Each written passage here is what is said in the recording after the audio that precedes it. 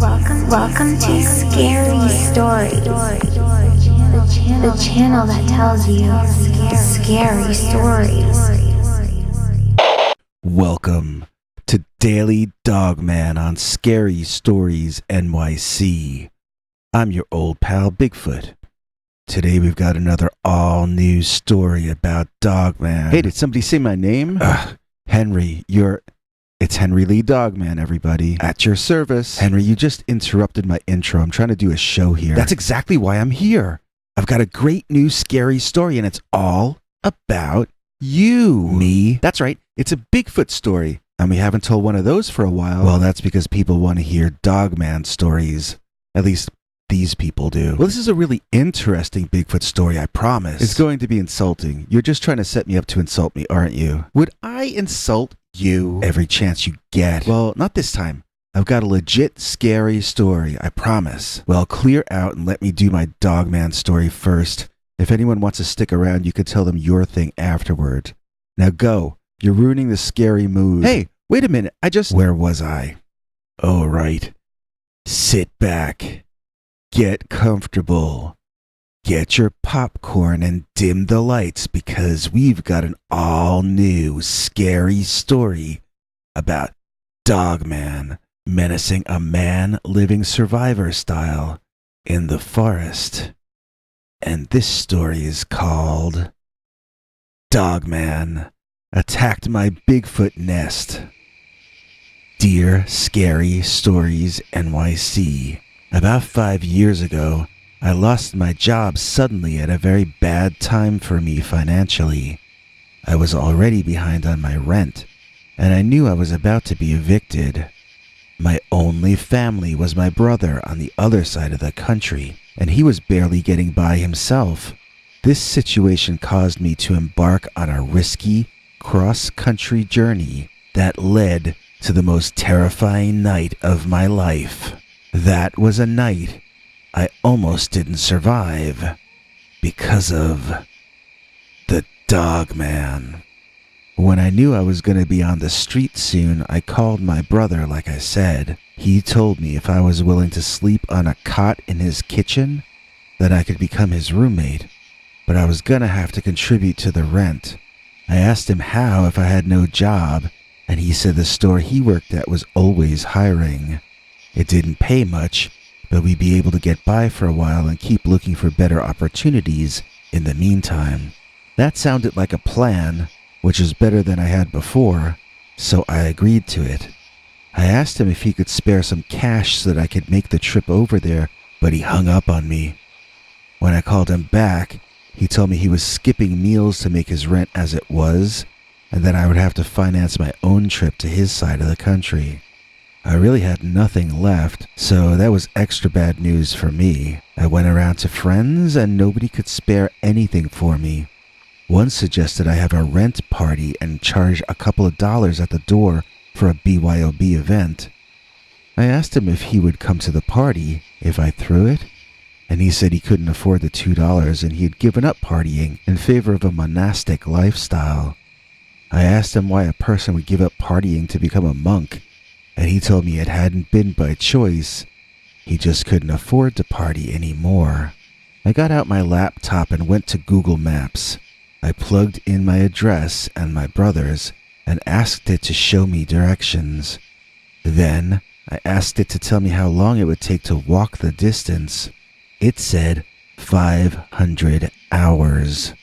I divided that by 24, and it said just under 21. That meant it would take around 21 days of walking, 3 weeks, to get to my brother.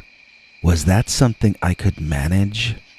I Googled Les Stroud Survivor Man to try to get some ideas about how to do something like that.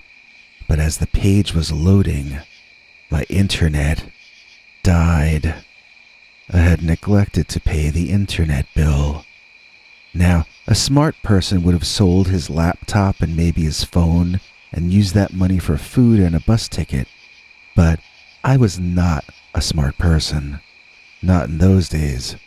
I would have planned more for the future if I had a single brain cell in my head back then, so clearly I was not smart. Instead, What I did was pack as much of my stuff as I could fit in a backpack, and I set out walking to my brother's home.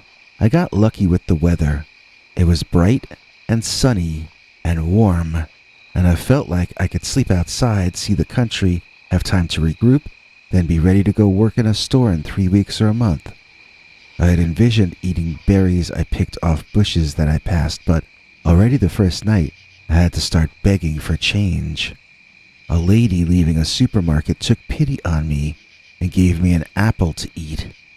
I severely dislike apples, but I scarfed that one down. I learned one thing that very first day. The most delicious food in the world is food you eat when you're genuinely hungry. Now, you would think that the thinner you get, the more dirty and lost looking you get, the more people would take pity on you and help you out. But it turns out that is not the case. The more homeless you look, the less people want to help you. The less charming you are, the smellier you are, the worse things get for you. It's like a snowball rolling down a hill. It grows to be a geometrically larger problem every single day. Still, I managed to keep walking, getting a little closer to my goal every day. I discovered that restaurants throw out a lot of food, and supermarkets as well. If you're willing to fight off the rats, you can get some nice stuff from the dumpsters out and back. So, secondhand food became my main way of sustaining myself. One day, I went behind a store to dumpster dive, and I met another guy in a similar situation to me, already in there, pulling stuff out. It turned out he was in the mood for company, and there was enough food for both of us, so we left with a lot of bread and cake products that had expired, and walked back to what he called his place. His place, it turned out, was in the middle of the woods, and it was your classic Bigfoot nest. You know, a dome-shaped structure built out of branches and twigs and leaves that you could sleep in to stay somewhat out of the weather when it got rainy. When I first saw it, I dropped what I was carrying from the surprise. "Is that a Bigfoot nest?" I asked him, stunned. I had seen pictures of those on the internet, when I used to have internet. He laughed at me and informed me that humans can build these too. I'd never thought about it that way before, since on TV they always assume only Bigfoot would make something like this. He insisted this was his own creation, and told me stories about how it took 3 days to get it complete. The floor of it was some kind of straw, a lot more comfortable to sit on than it looked like it was gonna be. He told me where he got it from, but I was unfamiliar with that area and didn't really know where he was referring to. After we ate, he said he had to make a day trip to a place that had food only that day each week, but he would be back by the next day. He invited me to watch his Bigfoot nest for the night. At first I said no, that I needed to keep moving, but I reconsidered after joining him in a nap inside there. It was the best sleep I'd gotten since I left my old apartment, and I really needed a day off walking to let the blisters on my feet heal a bit. I agreed to watch the place for him until he got back. When I woke up in the morning, he was already gone. I feasted on not yet stale cupcakes, then went back to sleep. It felt awesome to stretch out and dream, and let my body recuperate from the stress I'd been putting it through. I woke up as the sun was about to go down, and my stomach was grumbling. Time to go back to the supermarket dumpster and get myself some dinner. I wasn't sure I knew my way back, but noticed a well-worn path that made the trip easier. When I got to the empty lot, it was already dark. I walked toward the big garbage bin, my stomach grumbling and complaining. I had already begun subconsciously associating the sight of the bin with food, which I noted consciously and felt a bit unhappy about. As I got closer, though, I could hear sounds coming from inside the thing. I stopped walking toward it at some distance and waited to see who would come out. The chances of meeting another person as nice as the last one seemed slim to me, so I decided to keep my distance. wait there as quietly as I could, and just be patient. My stomach had other ideas. It let out a loud, long, ridiculous stomach noise, and all sounds inside the dumpster ceased. I had been heard. I could hear whoever was in there preparing to get up and look out at me, and I already had begun walking backward toward the forest behind me while keeping my eyes trained on the top of that bin, eager to see if I was in danger or if everything was cool. What I saw stick up out of the dumpster was not the head of a homeless guy. It was also not the head of a supermarket employee. It was not the head of a human at all. It was the head of a dog. A dog with glowing eyes and a fierce expression. It saw me almost instantly and began to growl. "Nice doggy," I tried saying. "Good doggy. Calm down, puppy." But I was still backing up all the time I was speaking. I wanted to get out of there, but I didn't want to run. Then, with one supernaturally athletic and graceful move, the creature did this sort of sideways leap, and bam, it was out of the bin. But it didn't land on all four paws. It landed on its two hind ones and used its left arm to balance itself against the dumpster. In the dark, it really looked like its eyes were glowing. I mean, bright, like how a cat's eyes glow in the dark if you take a flash picture of them. This was obviously not a normal dog, just judging by the eye shine, not to mention the way it seemed to be standing bipedally. I wondered, if the bin weren't there for it to lean on, would it still be able to stand up like that? I didn't have to wait long for the answer, as the big dog thing started walking toward me. It barked once out loud, baring its teeth, and I took off running through the woods back to the nest. I knew I shouldn't run from a large predator. Everybody knows that. But I think you would have run too if you saw that thing heading your way. Once in the forest, hearing the monster behind me, I realized I was in a horror movie. I was a character in a bad, scary movie. I had done everything wrong, and I had placed myself in this jeopardy. Why hadn't I sold something to afford a bus ticket? Because I was a dumb guy in a scary story, that's why. I wondered how creative the special effects were going to be when I passed on. I felt doomed. I didn't think there was any way out of this. I dove back into the nest and put my backpack and the few other things in there in front of the entrance, as though that would keep the monster Dogman out. It would prevent me from seeing him coming, but that's about it. Sure enough, he was there in seconds and tore away the obstacles in front in only seconds more. When it leaned into the opening, I saw that its fur was pitch black, like ebony black. It was a dog-like face, but the teeth were abnormally long and thick, almost like a saber-toothed cat from prehistoric times, although definitely not as big as that. I kicked toward the face with the bottoms of my sneakers, trying to keep it away. One shot landed, and it backed out of the hole and stood up, howling and roaring. Then I heard it walk around the side of the dome, and it slammed down hard on the roof of the structure. Twigs and branches fell everywhere, and dirt filled the air, making it almost too dusty to breathe. One or two more hits like that, and the structure would be gone completely. My mind raced for something to do, some way to defend myself, but it kept coming up empty.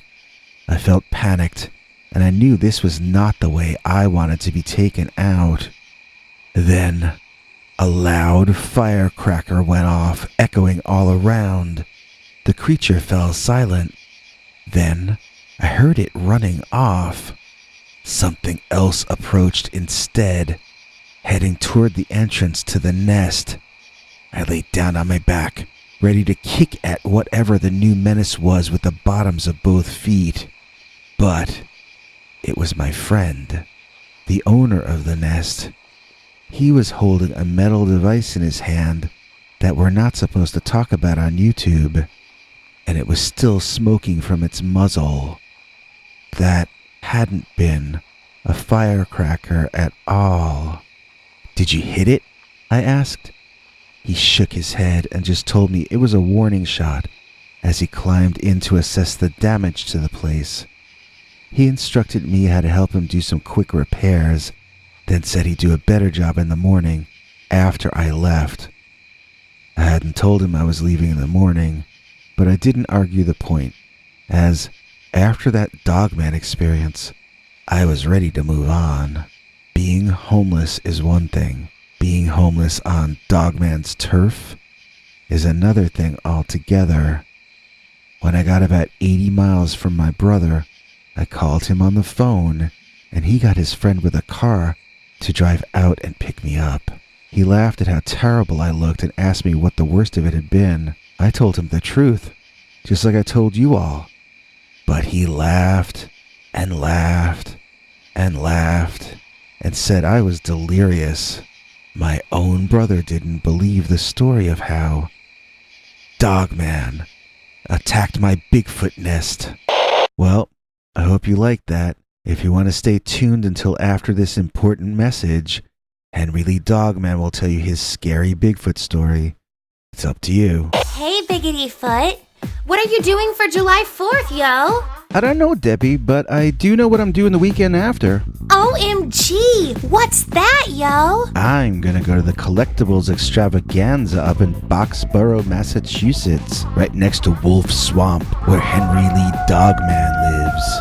Badass, yo! I know, right? Are you gonna, sell your stuff? I'm gonna buy other people's old stuff and turn it into my new stuff. Good, cause your nest could sure use some, redecorating, yo. Come to the Collectibles Extravaganza, hosted by the king of pop culture himself, TV's famous Gary Summers, who appeared as an expert on pop culture on the PBS Antiques Roadshow. It's the weekend of July 6th and 7th, 2019, at the air-conditioned Regency Hotel, where Route 111 meets Route 495 in Boxborough, Massachusetts, home of the Wolf People. See you there. Thanks for staying tuned. I'm Henry Lee Dogman, and I've got a really different kind of Bigfoot story that I think reveals a great deal about his character. It was sent in to us by email, and we call it The Bigfoot with a Fashion Sense. Dear Scary Stories, I work at a very corporate company in a state I don't want to divulge. Our offices are located near several very nice suburban communities built in the last 10 years out of what used to be mostly forested land way out in the country. Although it's very settled now, it was a wild area until recently, so we still see all kinds of unexpected wildlife walking around in our backyards, or sometimes even on the streets. You kinda need to know that for the rest of this to make any sense. Now, we have a manager here who is very fashionable. Let's call her Ms. X. She wears designer suits and dresses, and when the story began, she rarely ever wore pants to work, maybe twice a month at most. One week, I noticed by Thursday that she had been wearing pantsuits all week, but it wasn't really my place to discuss such a thing with her since we weren't friends, just co-workers. I kept my thoughts to myself, but I wondered what was happening with her. Maybe she cut her legs shaving or something, I figured. However, it stretched on into the next week, and on Tuesday, I was at the water cooler with her and another female employee when the other woman broached the subject of the sudden change in her fashion choices. Ms. X's answer was surprisingly candid, as she just blurted out that it was because of that annoying Bigfoot. I choked on my water, and the other woman literally spit hers out like in an old Three Stooges comedy. We were both like, "Bigfoot made you change your wardrobe?" and demanded to hear the full story. Other people there, who obviously had been as curious as I was, gathered around to hear the tale of how Bigfoot was now making fashion decisions for one of our managers. Ms. X told us that every morning before driving into work, she likes to get all her business done, get dressed and ready for work, then go sit on her back porch and have a 20-minute meditation period, watching the trees and the clouds. The porch is covered, so if it rains, she still goes out and meditates, watching the rain fall. But starting about a month ago, her meditation would be interrupted by a large Sasquatch that hid behind a tree and peeked out at her. It would distract her, obviously, and made her uncomfortable because it just wouldn't stop staring. She wondered why it even hid behind the tree, since it was pretty obvious about the fact that it was there. Although she disliked its presence intensely, she worried that paying it any kind of attention would only encourage the creature, so she pretended to ignore him. Then, one day, by chance, she wore a pantsuit and went to do her meditation. She saw the Bigfoot, same as usual, but he left almost immediately upon her arrival. She didn't just not see him anymore, but that feeling that she was being stared at was now gone. She felt a great sense of relief and assumed that maybe he was just busy that morning or had someone else to bother, and she shrugged it off. The next day was a Friday, and she wore her new Diane von Furstenberg wrap to her meditation session. There was the Bigfoot, back again. This crazy thought took hold of her that maybe he hadn't liked what she wore the day before. It seemed insane, but who really knows how a Bigfoot thinks? So, the next Monday, she wore a pantsuit as an experiment, and the Bigfoot did not bother her. She did it again Tuesday, and she was beginning to prove her thesis when he ignored her again. Bigfoot, as it turns out, is a leg man. The story got filtered through to the big boss that one of our managers was being harassed by a person on her property. The Sasquatch part of the story was conveniently left out of the version that the CEO heard. She had other accommodations provided for Ms. X and another one of the new towns around there, and the problem was solved permanently. A man moved in to replace her in her old house, and that was the last Bigfoot story we ever heard in that office. I guess I shouldn't laugh, because the situation might have escalated into something very ugly, but fortunately, our wise CEO nipped the situation in the bud, and we never again heard from the Bigfoot with a fashion sense. So, what do you think of that story? I think you made it up to smear me, that's what I think. I did nothing of the kind. It was an email sent to us, you know that. Can you cut him off, please, Smokey? Hey, wait a second, Smokey, don't... Thank you. We'll be back with another Dogman story tomorrow.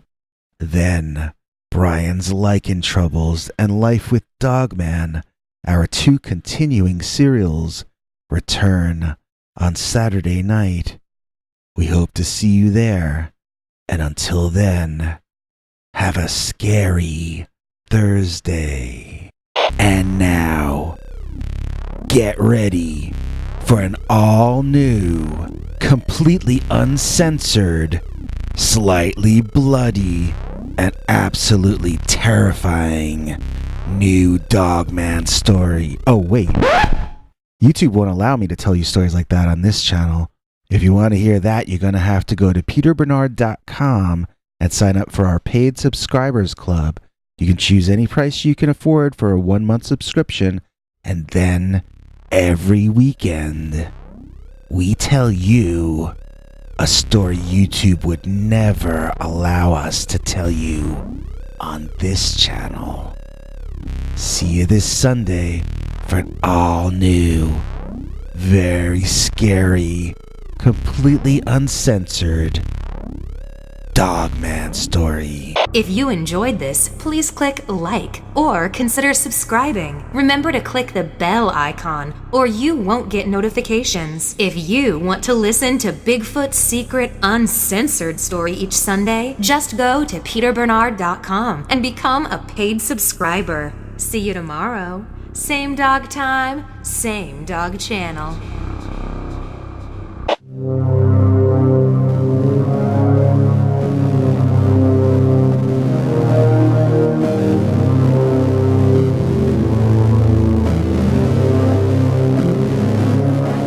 Come back for more scary stories.